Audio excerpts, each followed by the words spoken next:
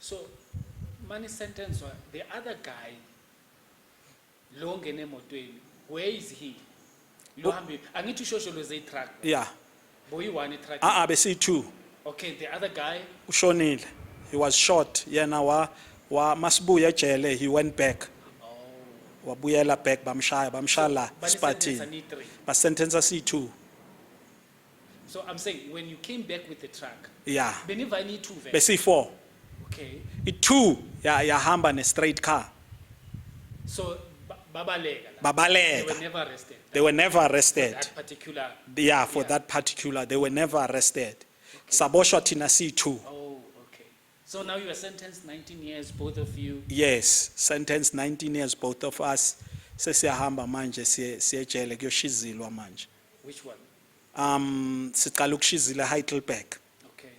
So impilo yasejele, you move from this prison to that prison, but ukuqala kwami ukushizila ngiqala ukushizila Heidelberg. So Mfundisi, it was your first time ungene ejele. Ngiyoshizila. Yeah, ngiyoshizila manje ngixokile manje. Yeah. It was the first time ngixoka. So what goes through your mind, and are you not scared or anything like that? Because there's a lot of stories that happens at jail, you know? Exactly. So you get scared, you know, now I'm going to this place. Now, Mfundisi, being who I am and how I was raised, and njengoba ngikutshela ukuthi I grew up ngimfishane and having these challenges zokuba umuntu omfishane. I knew there and then ukuthi mangena lapha I had to fight. Okay. That was what was in my mind. And nala magrotman lawa, because of la magrotman ebewasikhulisa nalawo besiganga nawo, nalabantu ebengihamba nabo, abantu kade babuye ejele. Already bese bangigrumile ukuthi kwenzakalani that other side. Mawugcoka mfana semzini, mawufika ngale kwenzakalani. Izinto ekumele uzenze maso ungena ngale yilezi, ekungamelanga uzenze yilezi. And the only thing that summed up everything, kuyo yonke into bebangitshela yona, into ekade ifike ibe yi full stop, ukuthi you have to stand up for your manhood maso ufika lapha. Mele uyimele mfana into yakho maso ulaphana. Ungabuyi la so ubhaliwe.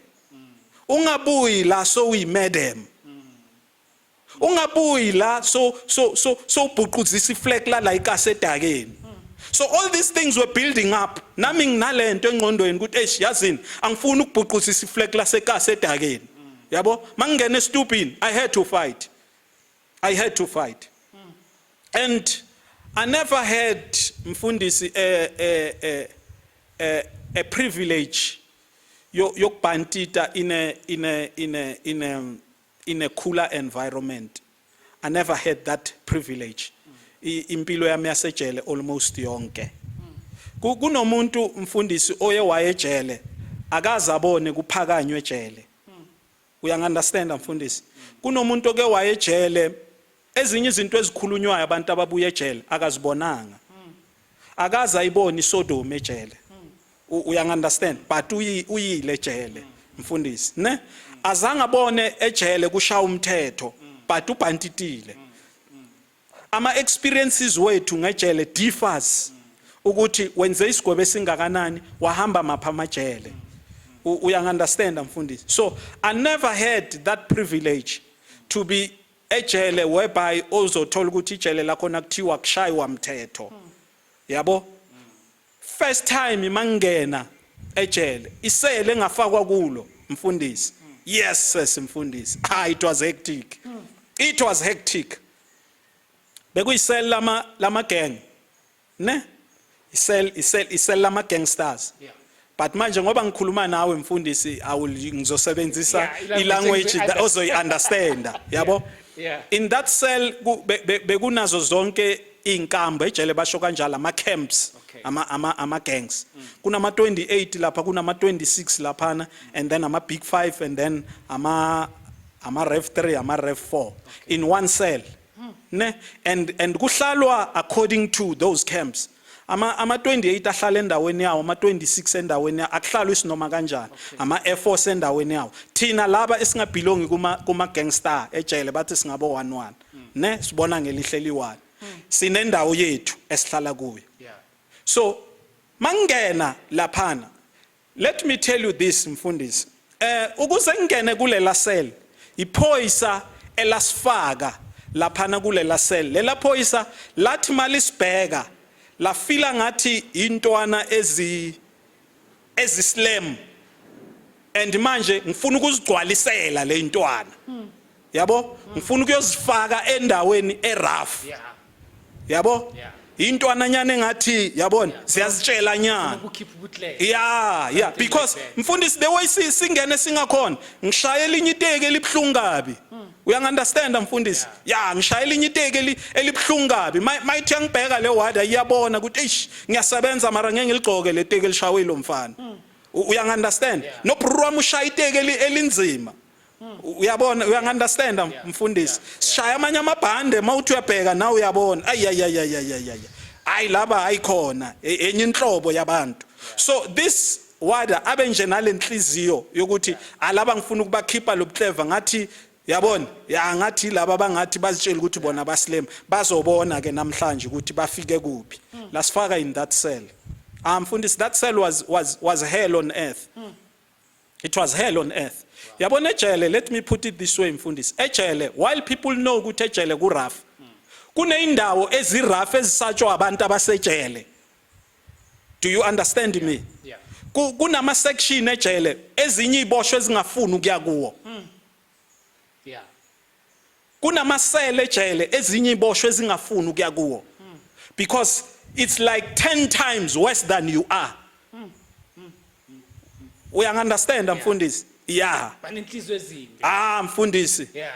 Masifakwa lapha sifakwa na this guy it's last number yama 28. Last number yama 28. So multi last number mfundisi boss yakho. Yeah, ugeneral. Yeah, ugeneral. Mkhulu kuma 28. Yeah. And then kunomunye mkhulu kuma 26. Sihlala nabo la eSailini. Aiziyawa mfundisi. Yo. Kukhala umese left, right and center. Left, right and center. Isele kungukuthi akunamuntu that wants to find himself in that cell. Yeah. We understand mfundisi.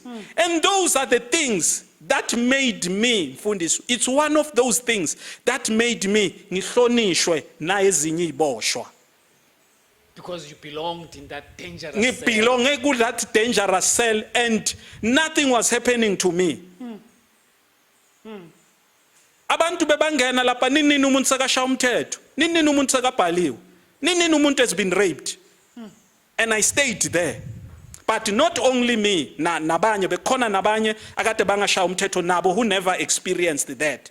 Because it was all about how you think, ucabanga kanjani, uhlakaniphe kanjani, how you manipulate ama situation. Phela ejele it's ama mind games. It's all about mind games, how you think. Lapha your mind is tested. Uhlangane namanye amadoda laphana. Mangabe uyisteering elokishini lapho kuzothola nesinye steering elokishini laso. Mangabe uyihleve elokishini lakho uzothola enye ihleva nayo laphana. Ungqondo odlula wena. Uyangiunderstand? Mangabe wena boshama haste ushama haste i5 uzothola ushama haste i10. Sure. Uyangiunderstand? Mangabe wena bowuphatha million la ngaphandle uzothola uphathe 10. Akuna steering. Wow. And fana nazo zonke lezo zinto zokuthi wena ubani la ngaphandle mawungena ejele ziyaphela kuqala ama dynamics wasejele. Yeah. Ijele operator ngama gangs. Abantu who rules prisons are gang members. Mawungashaya umthetho whether la ngaphandle bowuphatha imali you are nothing there. Whether la ngaphandle bowusibanibani doing what thing, you are nothing there. There kukhala number plate, khala number lapha, either 26, 27, 28, rev 3, rev 4, big 5 kanjalo. That's how ama dynamics asejele plays. So that's how ruler belong somewhere. Is it a must to belong to? It's not a must. Yeah. Kuya ngokuthi ucabanga kanjani, how weak you are. Yeah. Uyangiunderstand mfundisi? Kuya ngokuthi how weak you are. Kunama tactics that are being used ejele. Like njengoba ngikutshela ukuthi mangena in this cell. Abaningi bebangena in this cell ba end up belong to a gang, I end up umuntu athatha umthetho. Why? Because asaba what is happening here, le environment. So azitshela ukuthi mangathatha umthetho ngizoba protected. Yabo, ngelinye ilanga might be raped here. We understand. So let me ngithatha umthetho ngibelonge somewhere. So ama tactics that are being used ejele are different mfundisi. Ama tactics asejele maningi. So you must be strong mentally. You must be strong. You must be strong. You must be strong mfundisi. You must be strong. Because you could be strong physically but overpower. And ilento enginokuyisho ngithi ejele awugabisa amandla. Uzolimala ejele mawugabisa amandla.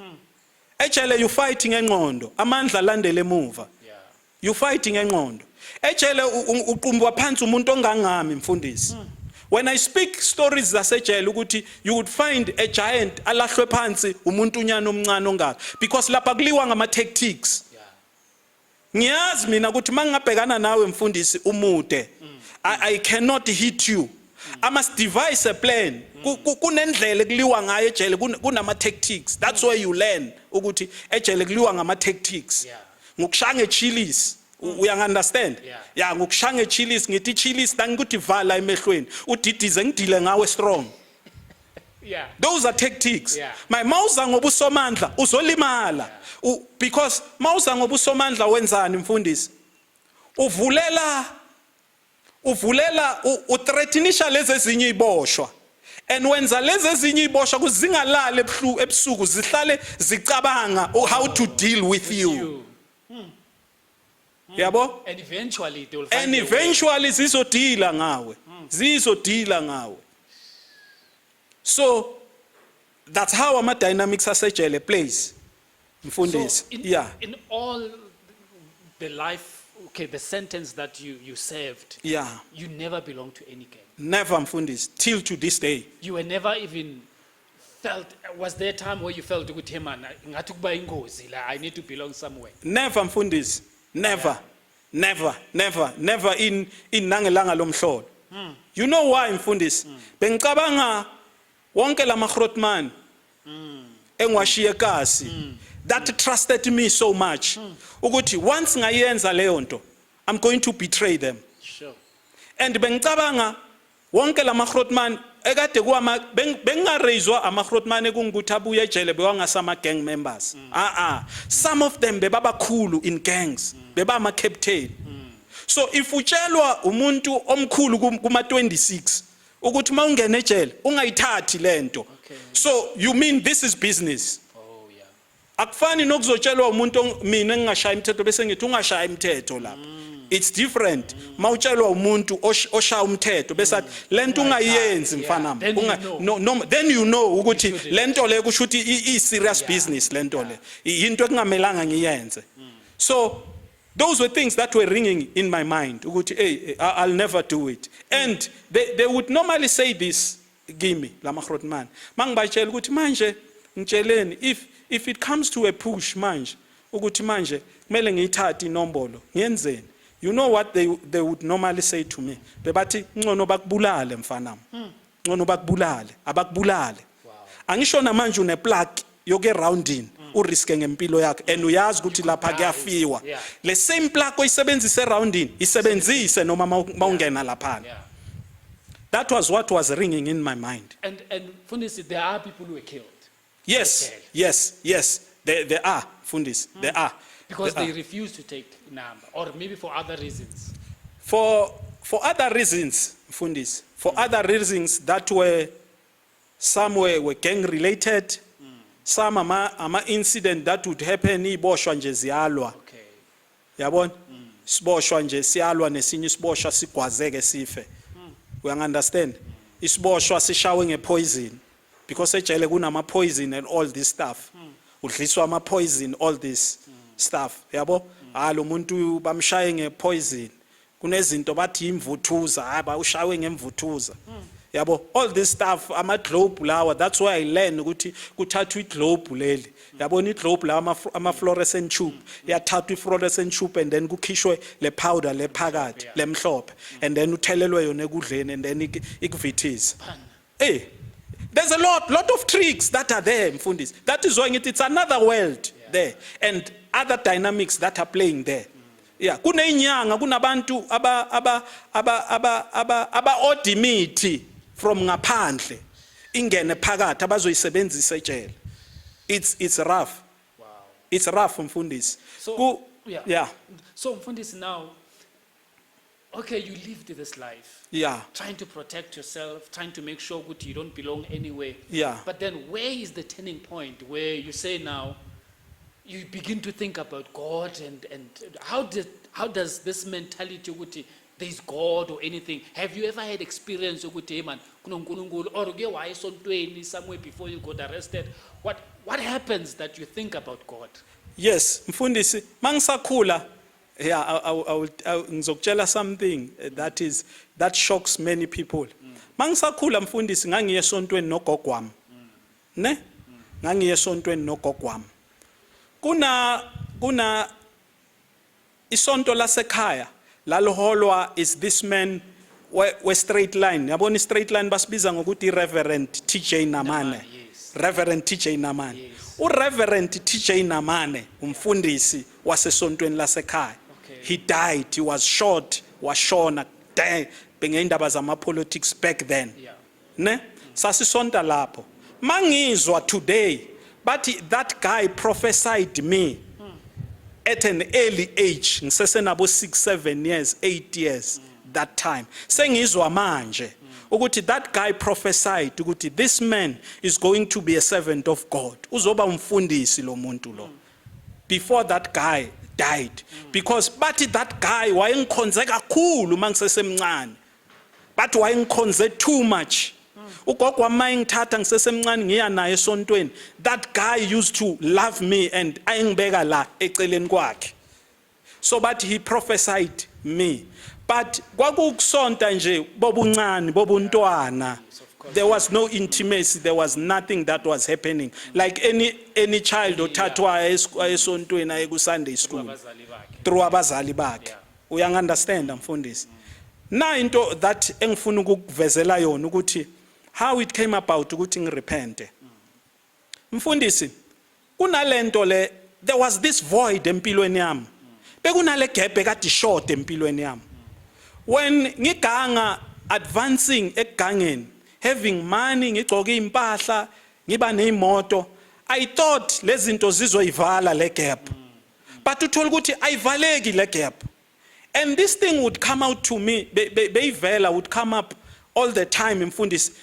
La kumnandi khona sishayile sinemali kya enjoy kunamantombazane kumnandi mangihlala I could feel man kuyashota man lento bengithi ngizoyithola manginemali angiyitholi. And this thing troubled me a lot mfundisi. It troubled me ukuthi mara why ngingenakuthula, why I don't have this peace. Number one. Number two, kunalento bengihlupha kakhulu lento yokuthi I knew deep down empilweni yami ukuthi lezinto lezi sizenzayo angeke end up endaweni right.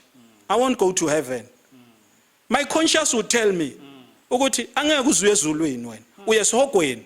And I had the picture yesihogo. Ngilokhu ngiganga, I had the picture yokuthi esihogweni eish laphana this must be a horrible place. So now mfundisi, you knew indaba yesihogo because of the experience yokuya esontweni nogogo. Yes. And it was something that was yabona indaba yesoko, even nomuntu ongasonti knows isoko, understands ukuthi kunesoko, yabo. And wonke umuntu understands ukuthi isoko indawo embi, commonly so mfundisi. So nami I understood that, and I understood ukuthi ngiyalapha, the way ngalendlela engihamba ngayo I'm going there, and it must be indawo ebuhlungu leya, and I don't want to go there. So it happened ngelinye ilanga ngihleli iboshwa zambile ziyodlala ibhola, yabona kuphunyiwe kuvulwa ijele, iboshwa zambile ziyodlala ibhola, ngihleli esailini ngi1.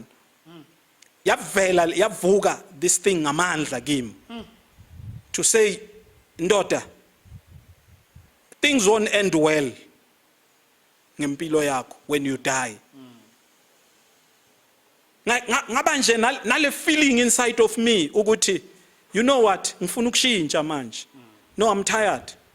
I just want to change. I'm tired. There and there I took a decision. Ngathi now ngiyaphenduka manje. Ngiyi-one mfundisi. Ngathi manje ngiyaphenduka. I don't think impilo yami izogcina kahle. We understand mfundisi. And I began to have ama-pictures wabafowethu abashonile. We understand. And abanye bashone kabuhlungu mfundisi. Others were burnt to death. Bashone kabuhlungu mfundisi. I had all those pictures. Yabo ukuthi but abafowethu baphelelepi ngalendlela bafe ngayo. I don't think abafowethu ba in a good place. Sure. Yeah. And I don't want to go there. Ngiyaphenduka ngiyi-one leso sikhathi ngiseseyilini. Leso sikhathi ngimele Sunday. And manje kwenzakalani ejele kunamasonto. Yeah. So ngibhekile manje ukuthi where to go. Yeah. Which church to go. Into that struck me.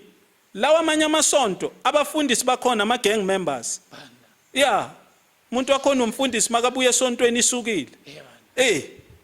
Kuyadlalwa nje abanye laphana isonto lo muntu uyasonta unomfazi ngapha. Yeah, khona la ejele. Omunye iprostitute. Mara umfundisi lapha esontweni so. So I wanted ukuthi mara ngayaphi. Indawo right. Right. Yeah.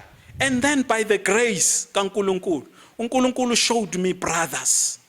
Kunamasonto ejele I normally say people akhona lama denomination bakhona abo ZCC abo Anglican abo Roma in akhona this denomination. It's a real world. It's a real world. Yeah. Then uNkulunkulu showed me my brothers. And then I started looking at my brothers because of bekukhona nabanye abafowethu kwama homeboy wami. They were attending the same church. Labazalwane. And I started looking at the lifestyle yabo. I started seeing the difference. Ukuthi no man. Ama brothers life yawo are different. Le genge lehlala iphethe amaBhayibheli yehla yenyuka. Hayi man iphila a different lifestyle. Ayifani nalabo abanye abasonta nje kulawa amanye amasonto. Lela sonto li different. And then I took a decision. I went there on Sunday. Mangifika lapho on Sunday ngathola umunye umkhulu kudala sejele. But brother Lords. Ibhunu. I don't know brother Lords or beka ibhunu or English. I don't know. Mara umkhulu be ugugele ejele umlungu. So bekuyiwani ama elders walapha nesontweni. Mangifika ngithola yena uya intercessor, yabo. Uya intercessor and then ngamlanda. Yabo. I said, "Hey man brother Lords. I want to change my life. I want to repent." Hey, yo. Yes. Yo. That old man. Yo, wajabula ngenye indlela that old man. Wajabula angazi ukuthi ayenzeni. Yeah, angazi ukuthi ayenzeni. Wathi kimi because ngafika kunaye amanye ama brother because imfundisi lento bengihlupha to a point ukuthi ngaye isikhathi sesonto singakafiki. Ngazitshela ukuthi mabafika bazosonta bazongithola sengilapha. Kanti ngizothola ubrother Lords sekalapha. Ubrother Lords never even wanted me to go back ngeseleni to say ithi ngeseleni ngiyolanda something ngeseleni and then I will come back. Ubrother Lords wahlala la. Brothers are coming isonto lizoqala. And then I said, and then my brothers came. And then when my brothers came, and then Brother Lords started to testify. Hey, this man is saying he wants to repent. Wow. And then that's where I was prayed for. And then mfundisi. Mfundisi. Did Brother Lords knew you before? Or ubekaqala ukubona that day? Hayi bekangazi njenga zonke iboshwa. Yeah, siyiboshwa sonke. Okay. Yabo? So you were not famous for any bad things at jail that you would know you. No, bengizenza izinto but you know bengizenza izinto mfundisi. But Brother Lords didn't know those things. He didn't know. Okay. He didn't know. He didn't know. So he was just happy to see someone who's repenting. Yes. just coming to Jesus. Yes. Bekajabulele nje ukuthi nangu umuntu uzozinikela. Like you mfundisi umfundisi kufika umuntu esontweni athi uzozinikela. Yabona the joy mfundisi it will it's touchy. That leyo nto le. And lo muntu uza kanje akashunya ezwanga. Yabona? Akalandelelwanga. Uyanderstand mfundisi? Then you know ukuthi there's a voice that spoke to something must have happened to this can't just person. be nje. Yeah. Kunento that must have happened. Yabo to this man. And that was a 360-degree turn. Your life changed. Wow. Life changed. From that moment on, Fundis, it was like a veil was lifted up emehlweni ami. Ukuthula mfundisi. I started celebrating ukuthi nayi lento engangiyifuna for many years. Naku lokuthula. I wanted this peace. And from that day on mfundisi, yonke into empilweni ayizange isabaluleka. Ayizange isabaluleka. Everything in life, ambition, ukuba nemali, ukuba nani, even nokuya ngaphandle, it became a secondary thing. Azange ngisalala ngiphupha ngokuya ngaphandle. You just enjoyed, you just had that peace. Kwaba kimi ukuthi ngifuna ukumaintain this peace. I want to maintain this. And kwaba kimi ne-assurance yokuthi yabona ma ungafa having this peace, you are going to a right place. Ngaba na that assurance.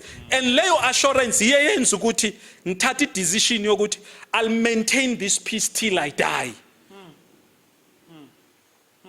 Uyanderstand mfundisi? Yeah. Then mfundisi, life changed in prison. Life changed.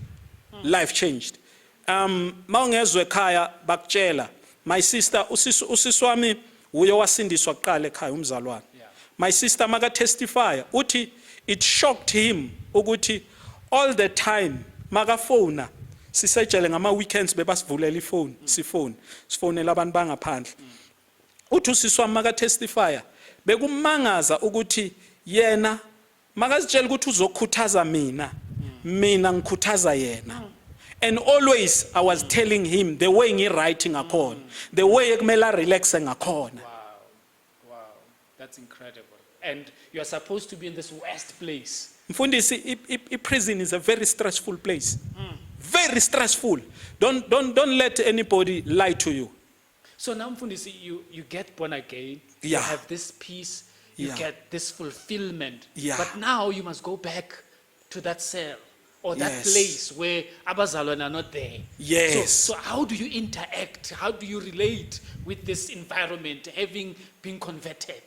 Mfundisi, I was already let me say this. I was already used to a lifestyle yasejele. Bese ngazi how to manipulate things. Bese ngazi how to deal with inmates. Because one thing for sure, mausejele, you need to master how to deal with different characters and individuals. Angeke usurvive ejele mawungashawa ileyo nto leyo. That is why many people would say the best psychologist umuntu obuye ejele.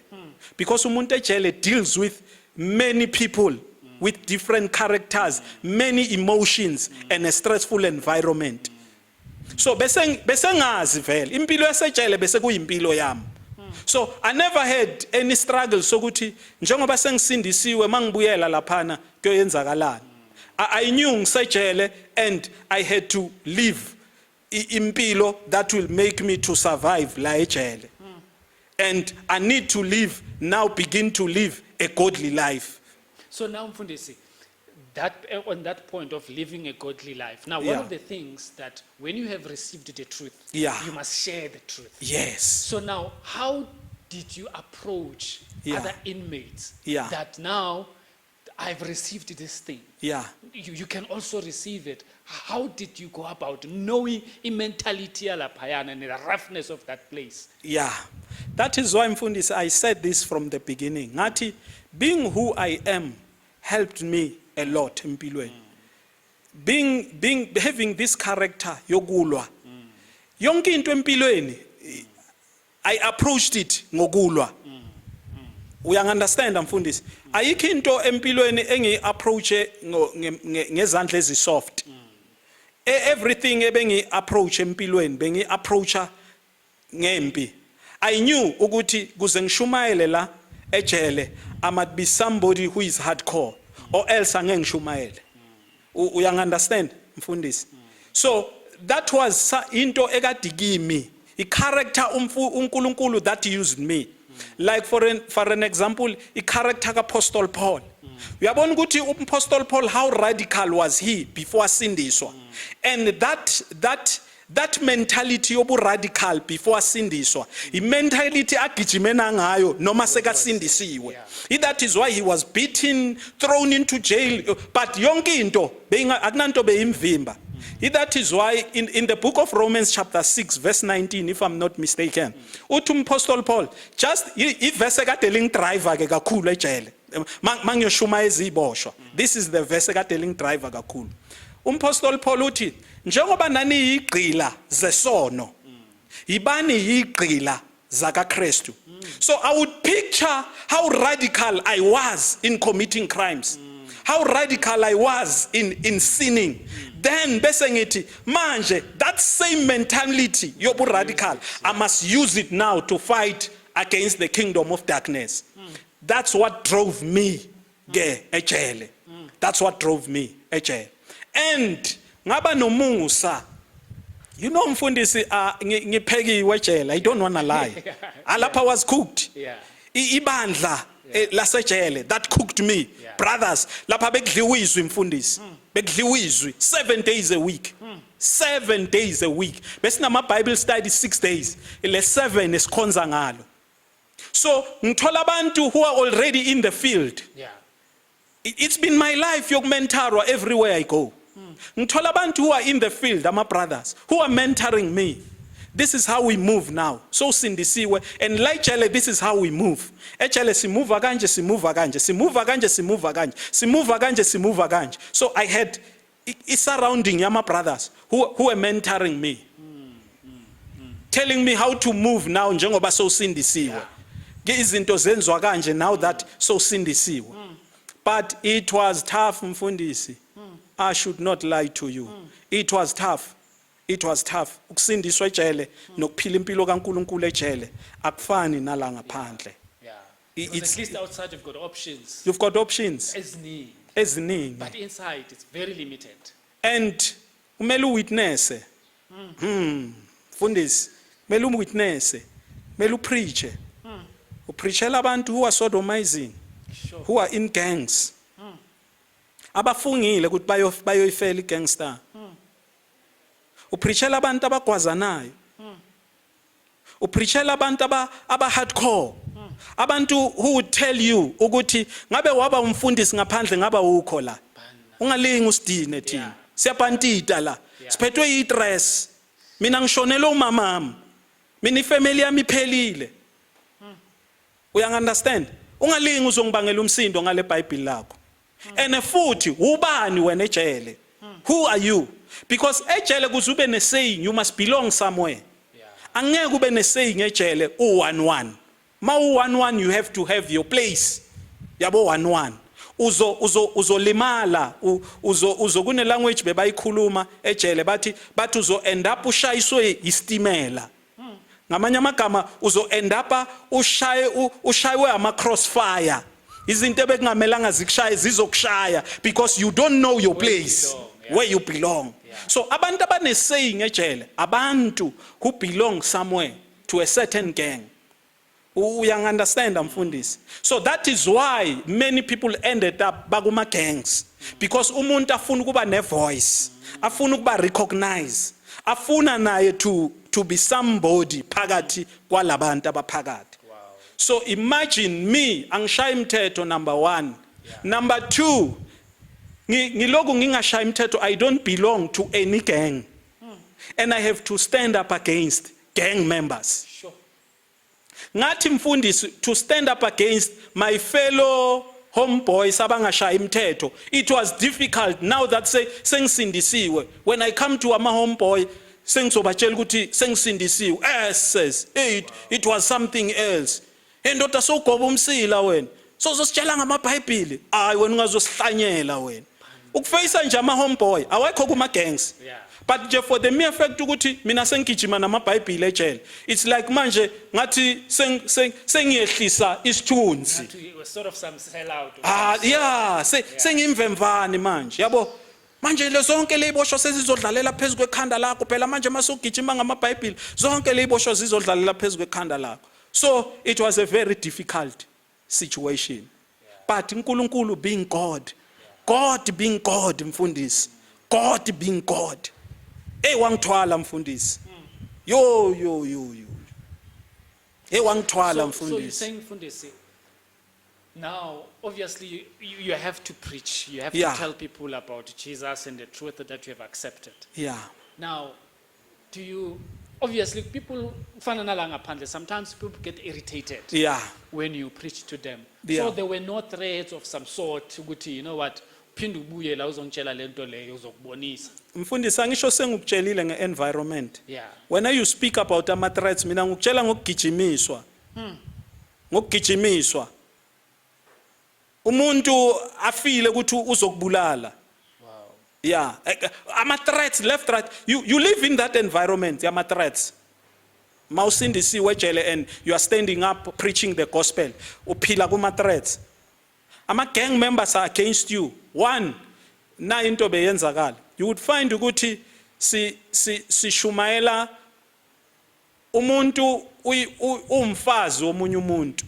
Umuntu uyintwana yomunye umuntu ejele. Ngiyafika mina ngiyamshumayeza lo muntu uyaphenduka. Yabona makaphenduka akasafuna ukuba umfazi. He wants to follow manje ulandela igospel.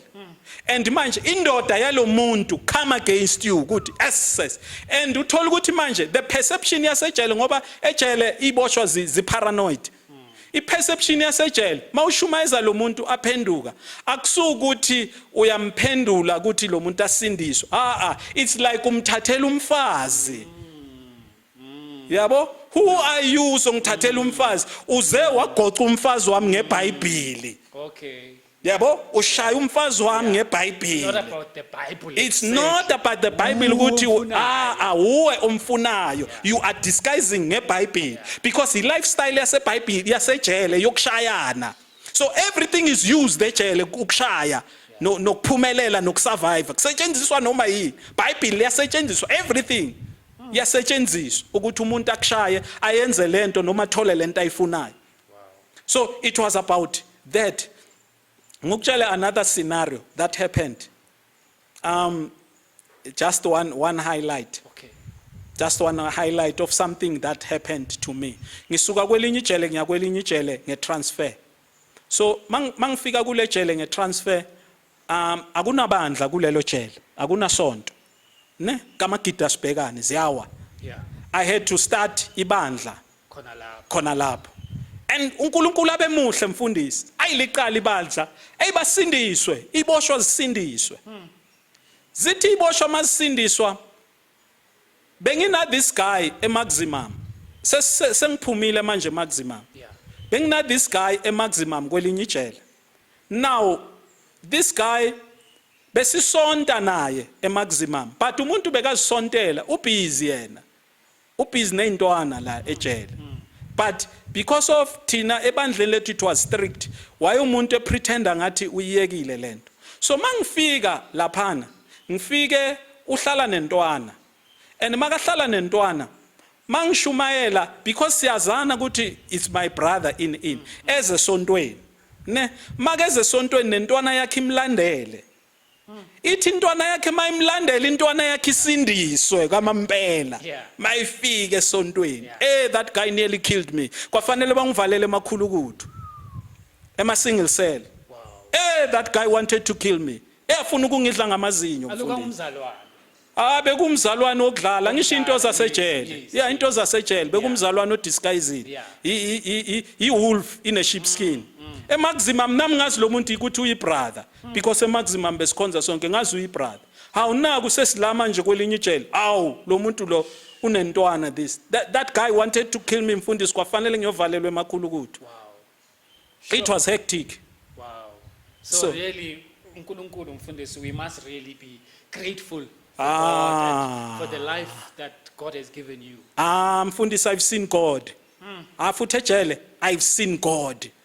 Ejele, it's just that mfundisi ngenxa yesikhathi I'm cutting things there and there. I'm cutting a lot of things mfundisi, a lot of things. Ngiyazinqamula ngenxa yesikhathi. But what I would tell you mfundisi, ngambona uNkulunkulu ukuthi uyaphila. Ngambona ejele uNkulunkulu ukuthi uyaphila. And that's why many people even nala ngaphandle banalento yokuthi mbatha, what happened to you ejele that made you ukuthi nala ngaphandle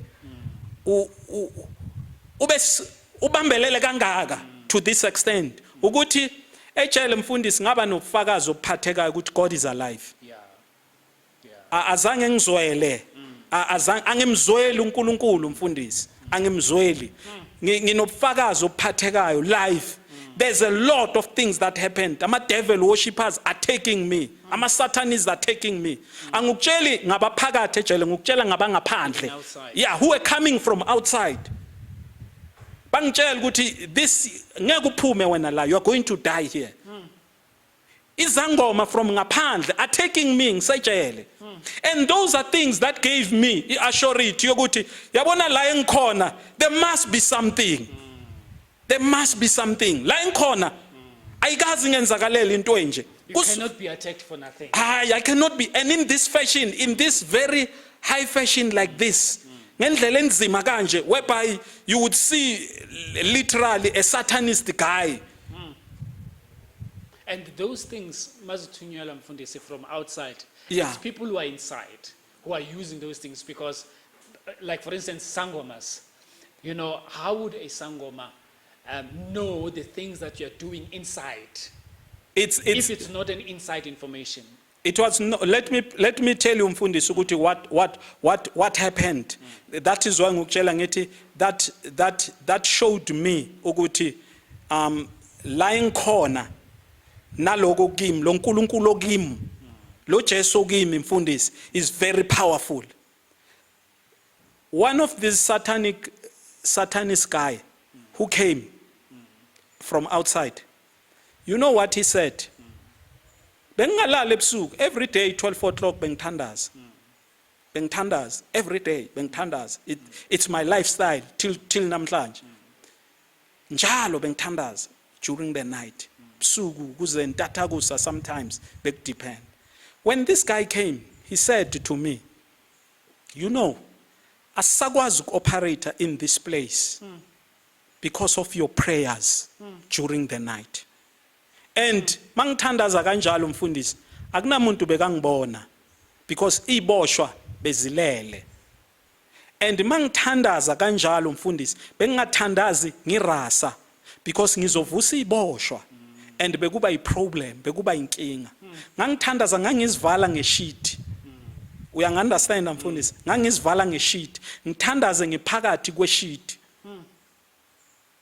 So that ngingadisturb iboshwa kuzosuka umsindo or end up sengilimele. Uyangi-understand? Because iboshwa mfundisi zitriggerwa nayinoma yini. Yabo? So yonke into uyenza within a thin line. So ama prayers wami bengingena engubeni ngizimboze ngesheet and pray phakathi. So nobody could see me. And even noma ezinye iboshwa zivuka ebusuku asithi isiboshwa siyavuka siyochama. Bekuyinto yeyiboshwa ukuthi isiboshwa during the night uzosithola sizivale ngengubo or sivale ngesheet. Why mfundisi? Omunye thola ukuthi uyakhala ebusuku. Kubhlungu lapha mfundisi kuyababa. Omunye uyakhala ebusuku. He's crying mfundisi. It pains. Omunye mfundisi wenza izinto zakhe. Yeah, uzozwe ejele bebakhulumela in language bathi ushaya ischooling. Omunye ushaya ischooling. We understand. So uyazivala ngengubo or uzivale ngehayi, uzivala ngesheet so that ungadisturb laba abanye Yeah. mawubhizi wenzana nento Yeah. zakho mawukhala la ukhala iboshwa zizokuthuka kabuhlungu kabi ukuthi ungazosikhalela ungazosinyanyisa what. Yeah. So noma nami ngithandaza bengasumthandaza lokuthi ngithandaza kuzwa wonke umuntu ama prayers ebengiwayenza deep. But still, they were powerful. That's when I understand ukuthi kanti la engikhona kunje. That man came and said, asakwazi ukusebenza. You are blocking things for us. And we are going to kill you. Asakwazi, we can't move. And I started now seeing, iboshwa kade zifa mfundisi, isiboshwa besilele siyavuka sifile. Iboshwa the way zigula ngakhona, isiboshwa out of nowhere. And all these demonic things that were happening ejele. That's when I understood, ukuthi la kunama demonic forces that are operating here. Because izinto ekade senziwa yiboshwa ejele mfundisi, izinto that were shocking. Niyavuka nje umuntu uzisika ngama razor. Uzisika ngama razor nje umuntu. Gcwele igazi. Niyavuka nje umuntu uyazimoshela mfundisi. Uzigcobisa mfundisi. You understand mfundisi? Izinto ebezenzeka ejele. So when I began now, this guy came and spoke to me, and manje sengiyakholwa, and manje sengiyafundiswa la ma brothers kwenzakalani in. Then I began to understand ukuthi kwenzakalani. That's why I realized ukuthi la engikhona kanti ku powerful ngalendlela angisayeki. Angisayeki. Wow. No, really, Mfundisi, that's a very incredible testimony. You know, singakhuluma bathi sikuze kushonila. Yebo. But now, Mfundisi, I just want us to, as we wrap up, Yebo. ukuthi now you get released, Mfundisi. Yebo. You are told, did you serve the 19 years? Or isigwebo sakho sesakhathwa? Yeah, And sakhathwa. then you got released. Yes, And sakhathwa. then you went outside. Yes. And then now you become a pastor. Yebo. Ngaphandle. Yebo. So how did you become a pastor? What I'm trying to say, Guti, you left and then you continued from outside. Yebo. And then you found a church Yebo. where you fellowshipped. Yebo. And then eventually what happens? Mfundisi, what happened? Mangisindiswa, there were prophecies. And nami uNkulunkulu wayekhuluma nami. Bese ngazi ukuthi ngiyangaphandle what's going to happen. So bese ngiaware ukuthi nje impilo yami outside iyoba kanjani. Ne? Then the challenge mangifika la ngaphandle, I challenge yaka Nathi before ayejele, no Nathi after ijele. That was the challenge, the transition manje ye society. That was the biggest challenge. The adjustment yasekhaya. Yabo? Unathi before ayejele, unathi masekabuye ejele. Mind you, ngibuye ekhaya phela, ekhaya kusaphilwa lempilo yakudala, but though no longer hectic as it was mangihamba. Now sekunama changes, yabo? But I-lifestyle eyabantu abangakholwa. Yabo? Though ayisekho hectic njenga before, but labantu abakakholwa. Izinto engiza ngazo manje, most of them yazi foreign, mfundisi zi-foreign, yabo? Besabantu abahlabayo, all those stuff. And how many years did you serve in this? More than 10. Okay. Yeah. Just over 10. Yeah. Okay. So mangifika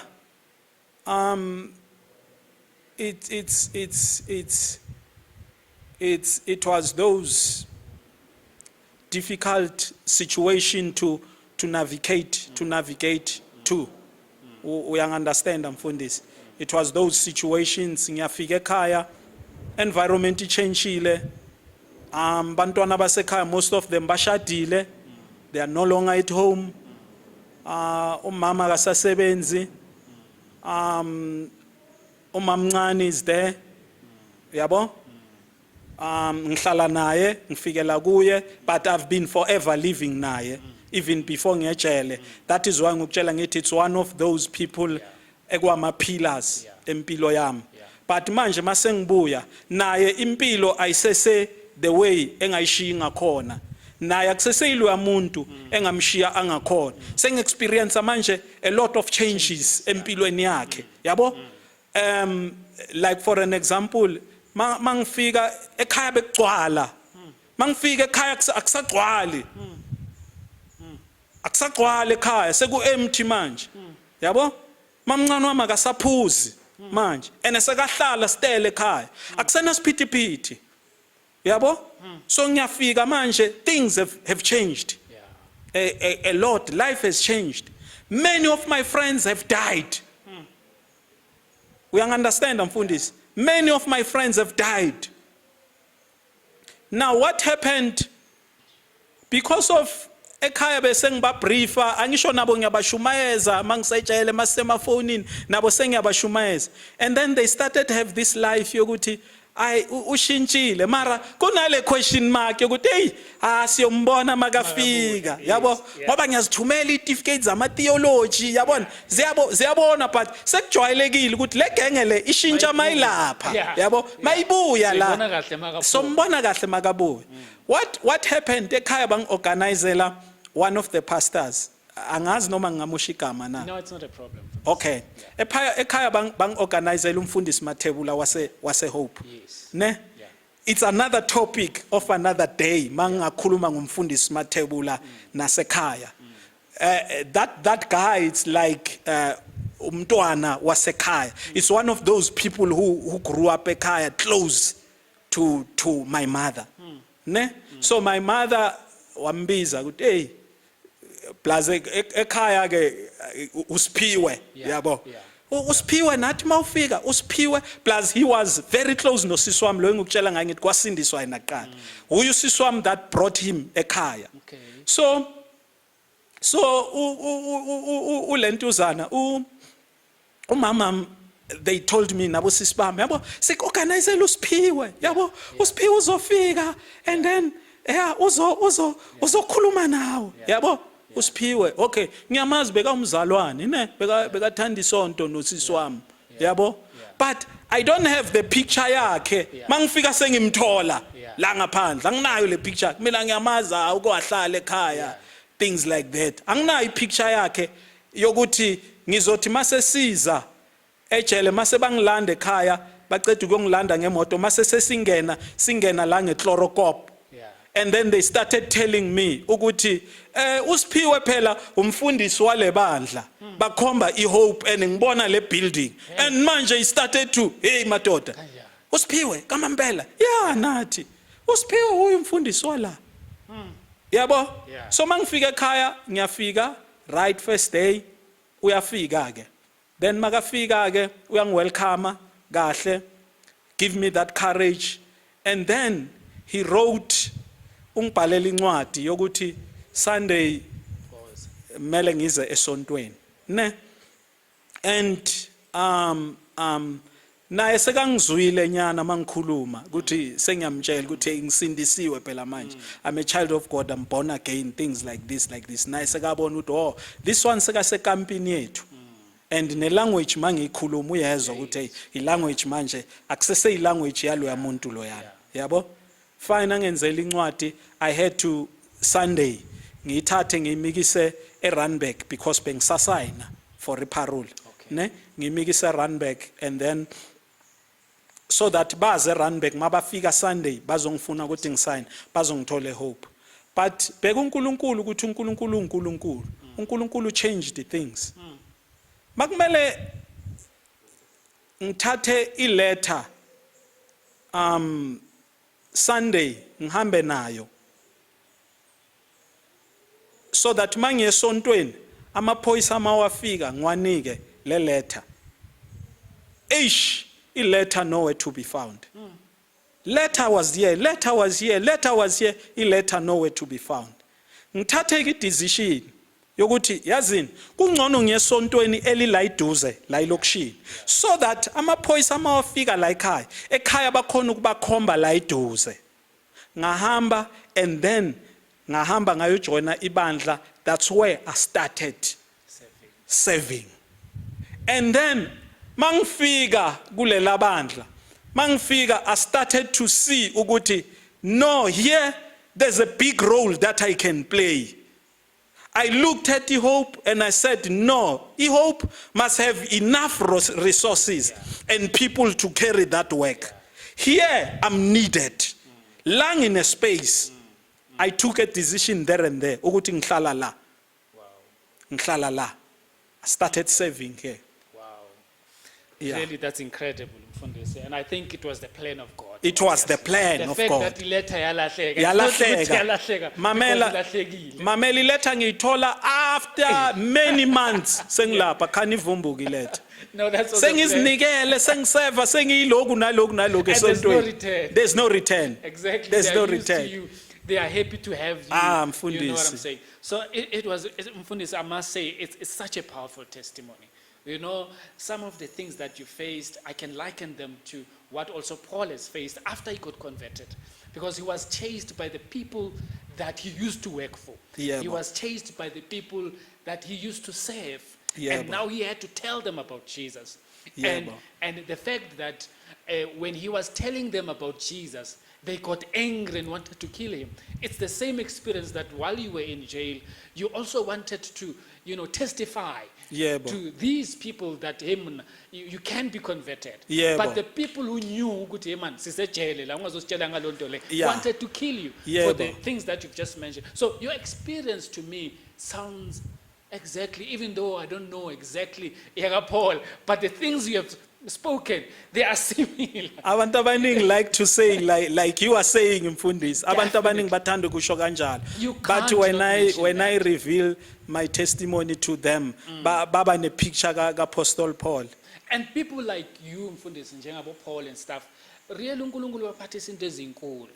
Because your faith has been tested in many ways. Yo You know, Mfundisi. some of us mhlawumbe ukhaliswa ukuthi awunamali. Yo You know, Mfundisi. ukhaliswa ukuthi mhlawumbe awusebenzi. Yo, You know, Mfundisi. ukhalisa ucabanga ukuthi ucabanga nokuyeka uNkulunkulu. Hey, Because Mfundisi. awunamali, because or maybe omunye uyagula, but you have faced death threats, or not even threats as you put it, you were chased. People wanting to kill you, but you still held on to God, and you still saw God as someone you can depend on, even under those circumstances. Mfundisi kuze kube namhlanje it has been my life till to this day. Akusimpilo engathi yaphela mangiphuma ejele. It's been my life kuze kube namhlanje. My life it has been under constant attack till to this day. Wow. It has sengifike to a point whereby sengiacceptile ukuthi impilo yami ihamba la. Impilo yami it's like this, because even people who prophesied me bangitshela ukuthi you are going to face a whole lot of challenges ndoda. Your life is ngeke izibe easy. Forget about thinking ukuthi your life will be easy. Till to this day, Mfundisi, it's a life of constant challenges. Hence I say, Mfundisi, isikhathi, Mfundisi. Isikhathi is not on our side. There's a lot, Mfundisi. There's a lot, Mfundisi, of testimonies to share. A lot, Mfundisi, of testimonies to share. Now, Mfundisi, thank you so much for coming and agreeing that we have this. But before we close, I want you to tell Ababugeli ukuthi if they want to get in touch with you, if they want to come to church, if they want to see this man of God who has had this 360 degrees turn, as you put it, Yeah. where can they find you? Where do you fellowship, and what is the name of the church, and what time do you start services, and the address? Mfundisi, sisephumulong. Okay. Sisephumulong eMaseko Street, corner yeMaseko Street, just nje la main road yama-taxi. Okay. People know abantu abaningi nje bayazi le main road yama-taxi yasephumulong. Just we are next door to Assemblies of God. Okay. That is the simplest term engidirect abantu ngayo. Si next door Assemblies of God. Si igama lebandla Kingdom of the Lord Jesus Christ.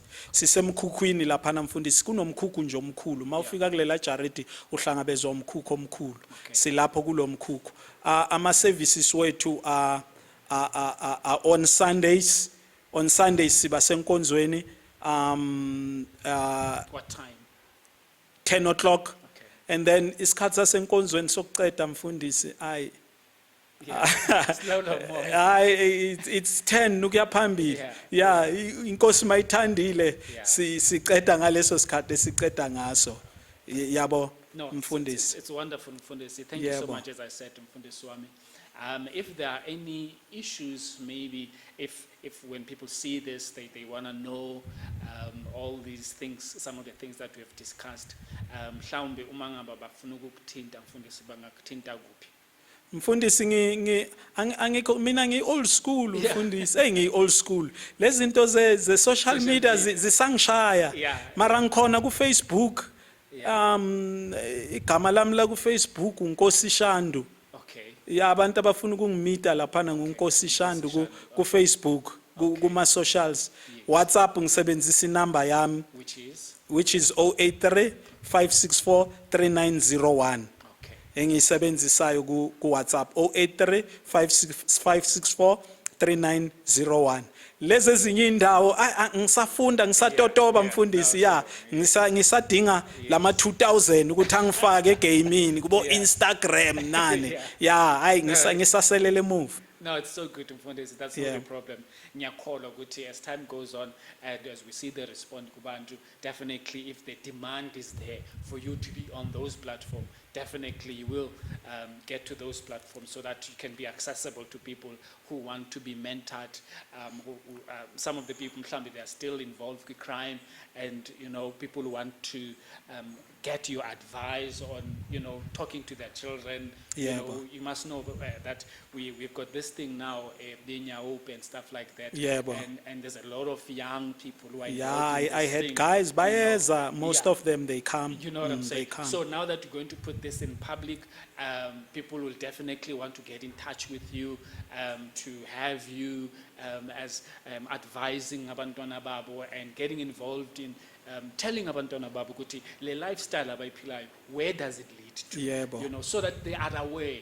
And a person like you who has been through the experience, we think ukuthi bangamuzwa kangcono. Yebo. Because some of us who have never been into that, they might say, awukhulunyiswa ukufundisa. Yeah. So this life yakho Yeah. ukuthi no angisumfundisi nje kuphela, but I've been there. Yeah. I've done that. Yeah. I've been through that. This is how it happens. Yebo. So I think you'd be a very relevant, so to speak, person that they Yebo. can talk to. So Yeah. if the demands arise, rest assured, uNkulunkulu will make a way yokuthi ube kuwo wonke lama platforms so that you are Yebo. easily accessible.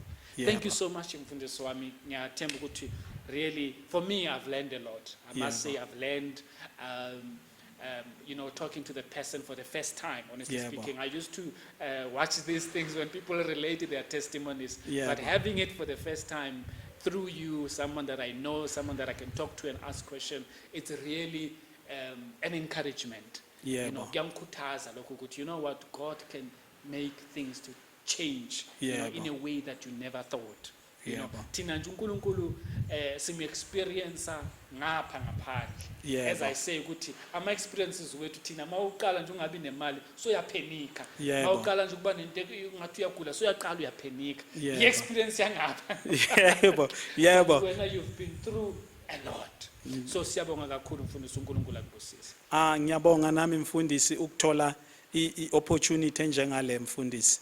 Ngiyabonga kakhulu. uNkulunkulu akwenze kahle mfundisi, akubusise nefamily yakho mfundisi. It means a lot to me. It means a lot to me.